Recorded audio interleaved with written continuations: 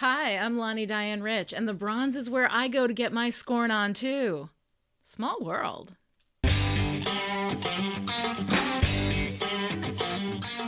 We're here today to talk about Beneath You, the second episode of Season 7. It aired on October 1st, 2002, and was written by Doug Petrie, with Rebecca Rand Kirshner as executive story editor and Drew Z. Greenberg as story editor. This episode was directed by Nick Mark, who has kind of had a hell of a run with great Buffy episodes manning the station behind Something Blue, Fool for Love, Checkpoint, Life Serial, and Double Meat Palace. I know, Double Meat Palace was not a favorite episode of Buffy, but Mark pulled off a hell of an homage to Soylent Green, and even though it didn't work for me in the grand scheme of Buffy, it was impressive directorial work. Despite being written by Doug Petrie and directed by Nick Mark, who are two of my favorite Buffy creatives of all time, Beneath You has always been among my least favorite episodes of Season 7. And as I critically took in the actual movement of the story, which isn't terrible, I finally realized why. It's exposition-y as fuck. Now, let me state up front, this is backstory exposition, which is the worst kind, not world-building exposition, which is a necessary evil. For example, traditionally through the run of Buffy, Giles has been our world-building exposition fairy, explaining the demons and the spells and how we defeat the episodic bad guy. It's not a great role to be saddled with, but Anthony Stewart Head made it sing, and our writers were amazing at making exposition as light and tight as possible. Backstory exposition, sometimes it is a little bit necessary, but here? We spend so much time in this episode explaining the backstory of Buffy to our audience, even though this episode, like every other episode, opens with a previously on segment, which also explains all that stuff. More than in any other episode I can recall off the top of my head, and feel free to correct me at chipperish.com/forum if I'm wrong, we have these clunky info dumps of "as you know, Mary" dialogue, which is what happens when two people who were there for the entire history of what's being discussed start explaining it to each other. "As you know, Mary, Xander left Anya at the altar. As you know, Mary, Anya's a vengeance demon now. As you know, Mary, Dawn kissed a vampire last year. All of which you know, Mary, because you've watched the show, Mary." AYKM dialogue makes me nuts because a skilled writer, and there are few writers in the known universe as skilled as Doug Petrie, can use context clues to get the basic information across and will trust the audience to put the rest of the pieces together.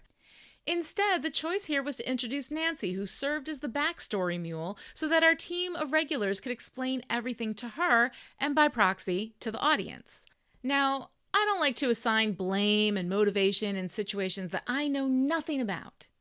Well, actually, yeah, I do that. I do it a lot, and I know it sucks and it's stupid and I shouldn't do it, and I'm trying to keep a lid on it. But the only explanation for this that I can think of is that some idiot at the network decided that Buffy wasn't getting enough new viewers in its final season, and went in and clumsily monkeyed with Doug Petrie's script. I'm not saying that's what happened. I don't know what happened.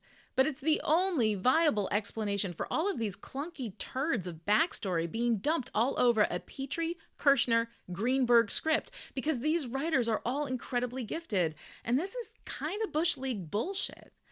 And if you want to know the difference between bad backstory turds and skillful backstory revealed through context, just fast forward to the end of this episode when Buffy and Spike are talking in the church. It's a bit long, it's a little self-indulgent, but it's pretty damn powerful all the same. So yeah, I have realized that I don't like Beneath You because it offends me as a writer. But there's some good stuff here. You know, some good stuff. All right, let's get into the weeds. In Beneath You, Buffy starts her new job, and the first thing she does is go to the basement to look for Spike. Read into that what you will. Willow is nervous about going back to Sunnydale, and Giles is all, "Your cab is here, let's not be rude." A woman named Nancy makes a casual wish about her abusive ex being a worm, and Anya makes it so, turning him into a demonic worm that eats dogs, which is really the worst kind of worm. Xander develops a crush on Nancy, and also a deep need to explain absolutely everything that has ever happened in Sunnydale to her, with the exception of maybe the hyena thing. Spike shows up acting all weird but slightly less insane and seems to want to help. And we know this because he says some variation on "I'm just here to help" no less than 4 times throughout the run of the episode. Dawn tells Spike that if he touches Buffy, he'll wake up on fire, and oh my god, I love Dawn. Anya reverses the demon worm spell just as Spike starts to lose his mind again, and then he accidentally skewers a human, and it's all really downhill from there. And finally, Buffy realizes that Spike got his soul back, and doesn't openly say that a vampire seeking his soul out is better than one being cursed with his soul, but let's face it, it's what we're all thinking. From beneath you, it devours.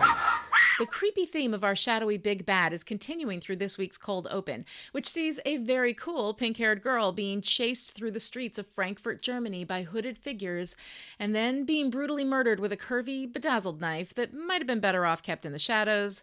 I'm just saying. The victim turns her head to look into the camera and say, "From beneath you, it devours." And then we're in Buffy's room as she wakes up from yet another clairvoyant dream. I have to say, my affection for the phrase "beneath you" comes from another Doug Petrie script, Fool for Love, in which Spike told Buffy the story of how he killed 2 slayers, and she told him that he was beneath her. There's also another beneath reference from much early in the show, and I'm not going to bring that up until we get there because it is incredibly relevant and, spoilers. But it's cool, and when we get to the monster of the week, who also devours from beneath, I like that thematic symmetry. Sadly, the thematic symmetry is about the only thing we've got going for our monster of the week, the decidedly less than scary Ronnie the Sluggoth Demon of the Ohio Sluggoth Demons, who apparently retains enough of his old personality to be obsessed with his ex-girlfriend to the point where he'd kill her dog. And I have to say, the dead dog? It's kind of a baller move. Any writers out there in the Still Pretty audience will know that you can do all manner of dark things. You can rack up a human body count in the dozens. But if you kill a dog? Anya, that thing you created burst through solid pavement and ate her dog. Oh, puppy. Wait, that gets your sad noise? People's lives are in danger and you give it up for the Yorkie? I'm just saying, it's a daring thing to hurt a dog. Animals are code for the most vulnerable of innocents. And when you hurt one or kill one, it gets attention. People freak out. Now, granted, in a Whedon world where we just suffered the loss of one of our most beloved characters, a world in which no one is safe, a world in which our titular heroine bit it not once, but twice. Of course, it didn't stick either time, but still. In this kind of story space, a dog being killed maybe doesn't garner quite as much attention and outrage as it might somewhere else. But here's the thing. It's still a bold move, and it's just one more reason why Season 7 feels so tonally different from the rest of Buffy, which is just part of the reason why I kind of love it. This stuff is bold. We're not screwing around here anymore. Buffy is getting serious. Spike, have you completely lost your mind? Well, yes. Where have you been all night? We're getting some interesting, weird, inconsistent Spike in this episode, but I don't care because we're getting Spike. You can blame some of the inconsistencies on the influence of the contraindicated school basement evil combined with the recently acquired soul, but even with those considerations, Spike swings wildly from the vampire we all know and love to an almost unrecognizable weirdo who exists to serve up plot mechanisms, backstory exposition, and bad jokes. We get the stealth conversation bomb when he somehow manages to open the front door and walk into Buffy's house without knocking and without anyone in the living room apparently noticing, and then jumps right into the hellmouthy chit-chat like it's a game of double dutch. Does having a soul make a vampire preternaturally quiet? Able to walk through solid objects like doors and walls? Invisible until you have something to add to the conversation in progress? World building, y'all. Shit's complicated.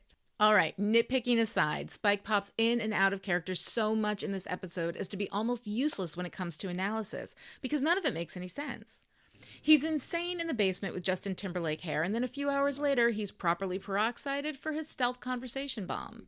He's shame-filled and repenty about his former behavior, but when Anya recognizes his soul, he hits her and tries to convince Buffy that he's back to his old ways. Except hitting Anya was never something Spike would have done, whether she's demon or human. He could always talk to Anya. He could have just taken her aside and said, please don't say anything, and Anya would have gotten it because she's smart. And then we could have had a nice, quiet, subtle moment with Buffy wondering what's going on instead of this ridiculous, over-the-top fight scene with Anya and Buffy in the bronze. Then, after he skewers Ronnie with a broken piece of fire escape ladder, he loses it completely, and we get him twirling the piece in the alleyway like some sort of vaudeville performer. Look, I get that promo people need something fun for the teaser spots, but Spike is being tormented by his soul and some shadowy evil. Why is he suddenly channeling Ray Bolger? But we do have a couple of good Spike moments in this episode. One, when he and Buffy briefly touch, and they both flash back to the attempted rape. I could have lived without the actual, literal, visual flash to the memory, but the tension, the sadness, and the discomfort between them is really nice. Then they go and ruin it with the, as you know, Buffy, I tried to rape you conversation, but whatever. The other good moment happens right after he accidentally skewers Ronnie, and he's in tormented Spike mode again for a brief but lovely bit before he becomes a vaudeville weirdo for the promo people. And of course, at the end of the episode, in the church, when he talks to Buffy and gives it all away. It goes on too long, it's gross in some places and self-indulgent in others, but when he says, why does a man do what he mustn't? It's powerful.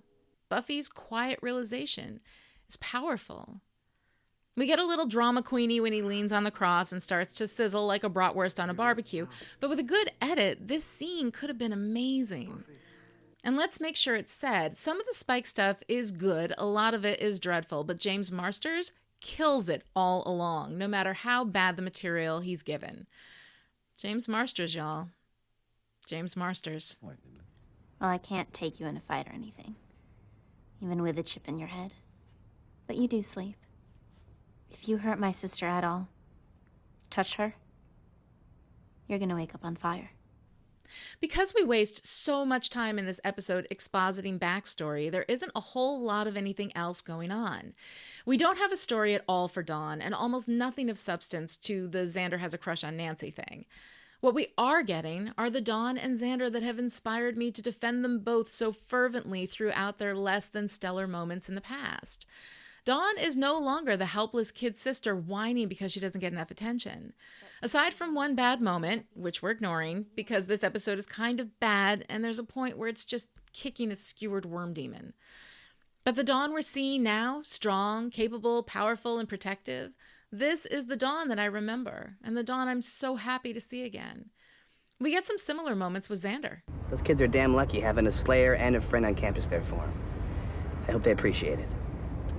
I know I did. Xander's role as the heart of the Scoobies has been on again and off again, but now we are firmly on again. His ability to connect with the gooey emotional center of everyone and anyone, to see the best qualities in the people around him, and then make an effort to reflect those qualities back so that the person can see them too. This is my Xander. Look, I'm not going to say that funny and cute don't matter. Funny and cute have bought Xander an almost unacceptable amount of slack from me. But what makes Xander Xander isn't his sense of humor or his really nice smile. It's his heart. It's his ability to love people so completely. As long as he's not dating them, fair enough. I'm not saying he's perfect, but for 6 seasons I've defended Xander, and this is why. And while we're on the topic of awesome... Same Phylum, it's not cheating, I just embellish. Well, you can unembellish now. Bite me, Harris. We don't get much Anya in this one, but what we get is fun and challenging and smart. One of my favorite Anya moments in all of Buffy is when she's able to see Spike's soul. It's quickly followed up with one of the worst moments from Spike, but I just gotta stop kicking the skewered worm demon. Moving on. Is there anyone here that hasn't slept together? Look, at least we're all bipeds, which is more than I can say for Ronnie the Worm Boy.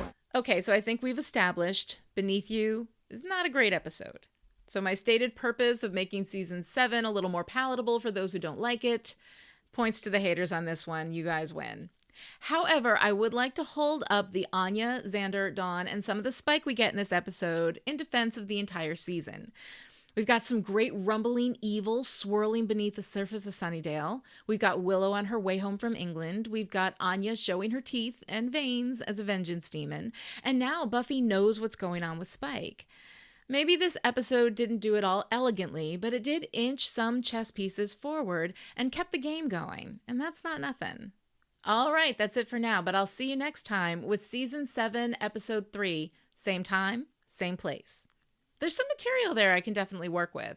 It's gross and horrifying, but it's, material. Until then, stay pretty.